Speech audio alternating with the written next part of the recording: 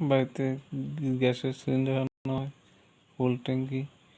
তো এটা ঘরের দোকানের জন্য চেষ্টা করছিল।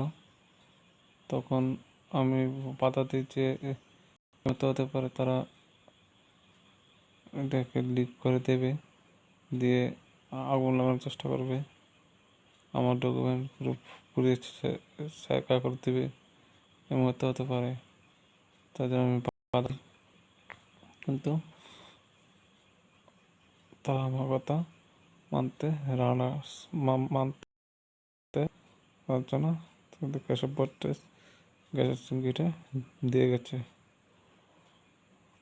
তার জন্য পড়াশোনা করছি, পড়াশোনা সত্য তাদের বিরুদ্ধে আইনের তো ব্যবস্থা নেই। এরপরে আমার পেন হাফ পেন ছিঁড়ে যাচ্ছে, পেন আর দিচ্ছে না। তো সিলে দিয়েছি, তারপরও সেটা সুতা কেটে দিচ্ছে।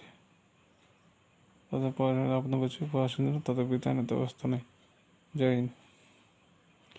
আর তারিখ হলো 28/2024।